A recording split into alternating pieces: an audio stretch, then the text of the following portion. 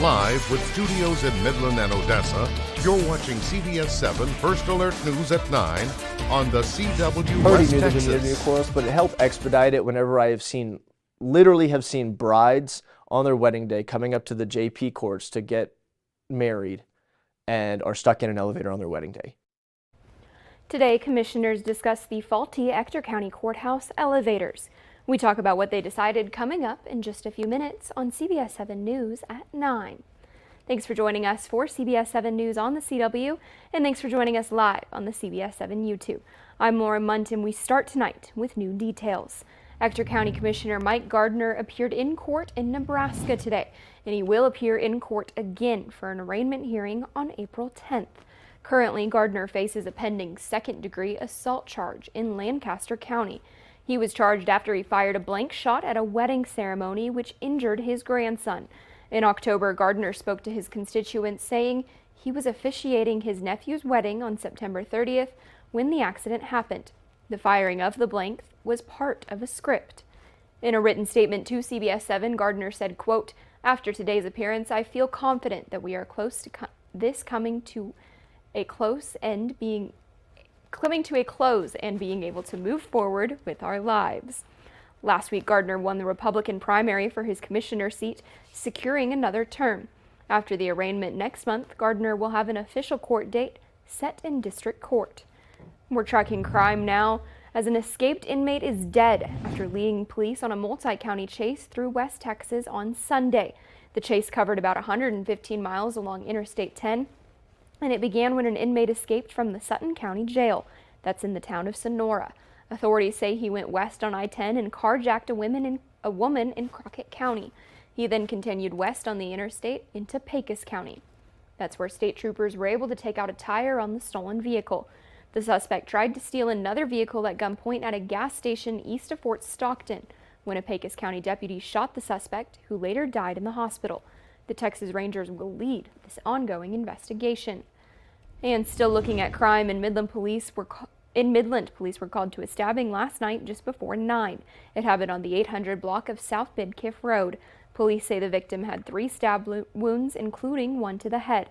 Detectives were called to the Midland Memorial Hospital emergency room, but they say the victim refused to cooperate and did not wish to press charges. Police say wounds were serious, but not life-threatening.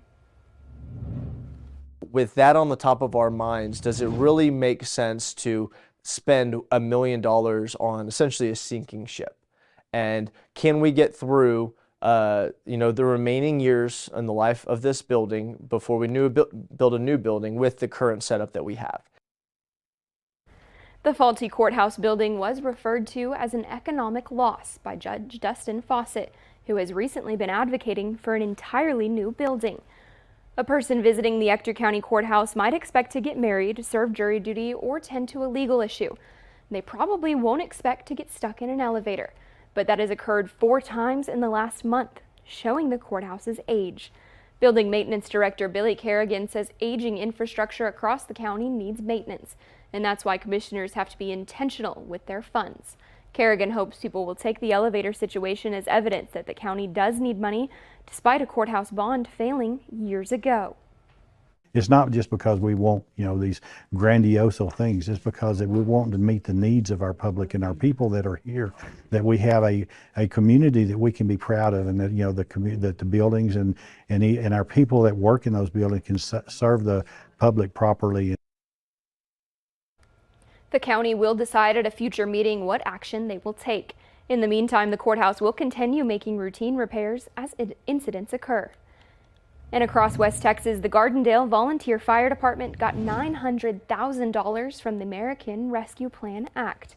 The funding has already been approved by the Ector County Commissioner's Court, so today's approval was so the VFD can buy a new brush truck, a pump truck, radios, and other equipment.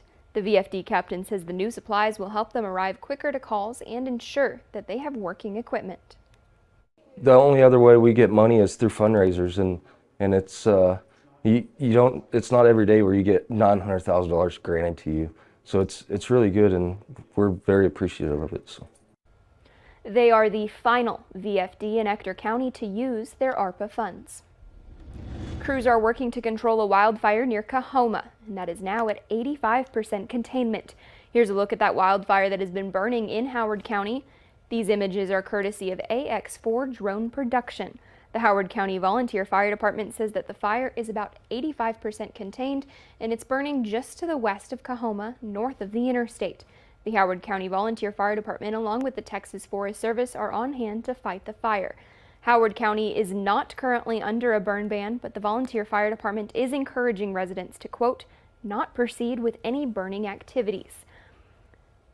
Tom, we've seen an uptick in fire warning weather here in the Permian Basin. Is that going to continue this week? Yes, red flag warnings are up for tomorrow, so good advice there to hold off on the outdoor burning on Wednesday. Warm temperatures are one thing that's going to help that out. Today we saw the 80s across the area, temperatures running about 10 degrees above where we should be this time of the year, so more of that is in the forecast for your Wednesday. Currently, as we take a look at our live eye cam in Odessa, seeing generally clear skies, temperatures right now into the upper 60s to low 70s out there across the area, but already a cool 58 down towards Alpine at the present time. Wind has calmed down a little bit, coming around more to the southwest now across the area. To the south as that dry line's moving further off to the west, so we're going to see more in the way of southerly winds overnight tonight, but they'll swing around to the west tomorrow. Red flag warnings are in effect for the daytime hours coming up on Wednesday in these red shaded areas. And again, big thing to remember, no outdoor burning tomorrow. Hold off on that and be extra careful to any flame, sparks, heat sources outdoors. Thank you, Tom. 1 week from today is the official start of spring. That, combined with the fact that today is National Plant a Flower Day, means it's time to get your garden in shape. And the West Texas Food Bank has just the class to help. The third Saturday in the garden topic is insects. This is an especially important topic for those interested in larger amounts of plant production. Insect control is the key to success in that area of gardening. Spring is on the wind. We're right around the corner from spring equinox, and along with that, as everything starts to warm up, the bugs start to be a serious concern. For those of us that are pretty interested in large amount of production, insect control is the key to that. This Saturday's workshop will include conversations about insect prevention and control, a greenhouse tour, and a couple demonstrations.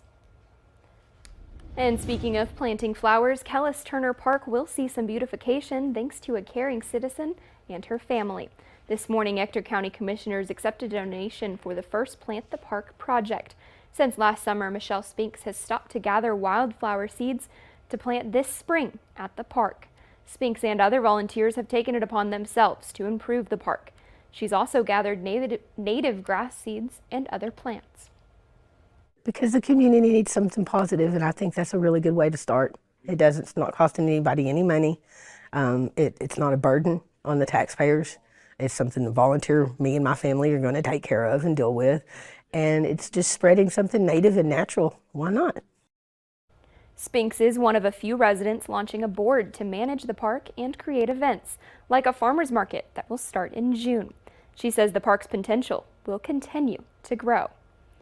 And in your travel news now, the number of passengers flying out of Midland International Air and Spaceport skyrocketed compared to this time last year. According to officials, around 47,000 people flew out of Midland in February 2023, and more than 53,000 flew out last month.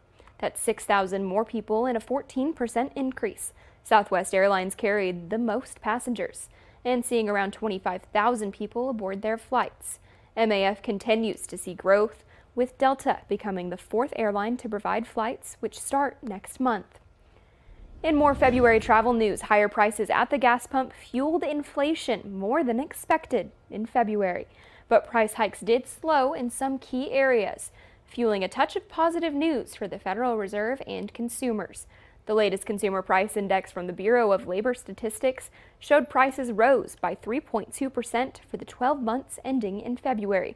That's up slightly from January's annual reading and higher than expected.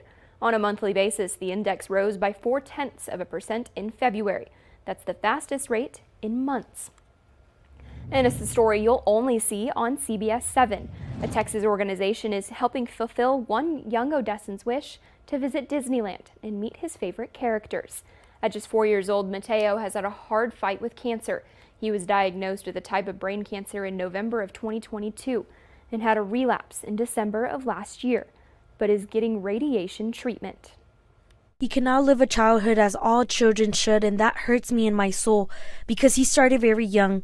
He was just about to turn 3 years old. That exact day, we went to the hospital, and I thought that day we were only going to go because of a stomach ache, and that stomach ache turned out that he had brain cancer. The Avery Foundation is helping Mateo's family make his wish come true. She contacted me, Erica.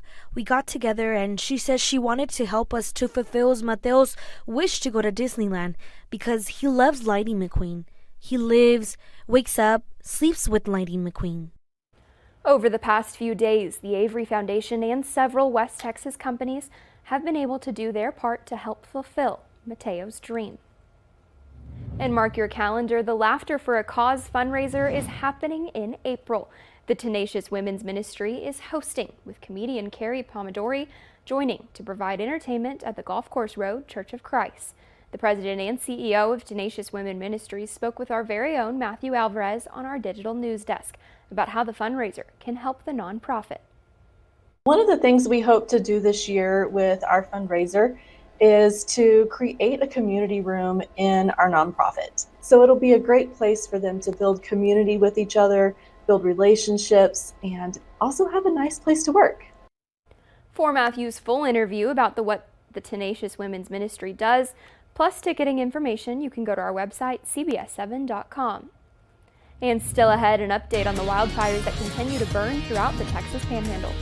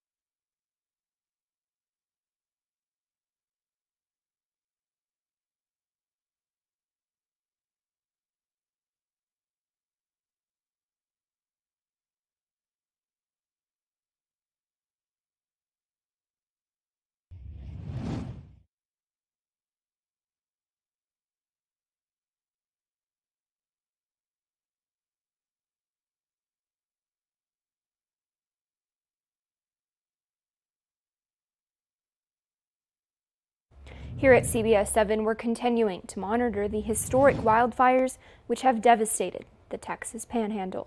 2 fires are still burning as we enter a 3rd week, including the largest wildfire in Texas history. The Smokehouse Creek fire, which has burned over 1 million acres, is now 89% contained. The Windy Deuce fire, which has burned over 100,000 acres in the region, is 94% contained. Several others have been fully contained as firefighters made significant progress last week and into the weekend. Many people in the Panhandle were able to evacuate thanks to a partnership with Texas A&M Forest Service and NOAA. They worked together with emergency management offices to send wireless emergency alerts to those impacted by the fires. Tyler Hoskins shares more about how that works. The first of its kind, a system that allows the National Weather Service, Texas A&M Forest Service, and local emergency management offices to push out a notification. they encourage the local emergency management coordinator or officials on scene of a potentially dangerous or threatening fire to be proactive and issue that fire warning. They utilize satellite hotspot technology to determine where the fire is, the fuel type, how fast it's spreading, and its impact. Allows them to have a very quick and aggressive initial attack on the fire. And then, from there, if it's deemed that that fire is going to be very resistant to control, then you can kind of start looking downrange, where that fire is going to be and its potential impacts, and start letting the public know that there's a threat. Over 1,000 emergency notifications were sent out to the Panhandle on February 26th and 27th. It's warranted because of how vigorous those fires were burning. Their high rates of spread, over 5 miles an hour, sometimes probably 6 to 8 miles an hour with this higher wind gust. A process that used to take 30 minutes or more, alerts can now be sent out within 5 minutes thanks to this partnership. We will continue to work with all the National Weather Service offices in Texas to continue to refine the fire warning system and the process because it's about public safety and that partnership. We're stronger together. Well, extremely dangerous fire weather conditions are going to exist for the Panhandle of Texas tomorrow afternoon. For West Texas, we are looking at critical fire danger, the red flag warnings. We'll get you up to date on that. And a cold front coming out next.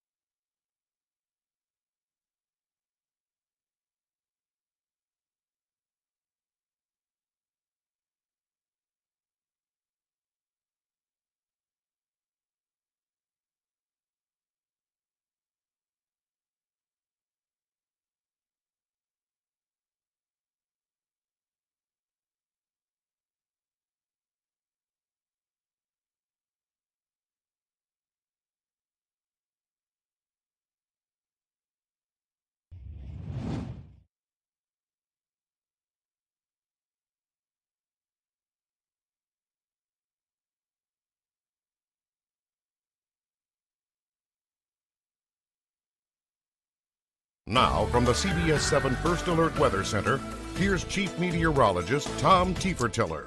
Well, we are going to be looking at plenty of wind coming up in the forecast for tomorrow. Right now, we're seeing those winds come around to the southwest to south, even across the eastern Permian Basin. That's that dry line that's starting to move back to the west, so that's going to allow for a little bit of moisture to move back in, but that's really going to dictate the winds. And tomorrow, as that dry line moves off to the east, we're going to see gusty west and southwest winds across the area. But right now, though, getting a break. Big storm system starting to develop across the Four Corners area as we have this big trough of low pressure. This is going to do a lot of things to our forecast. First off, we're going to see the wind.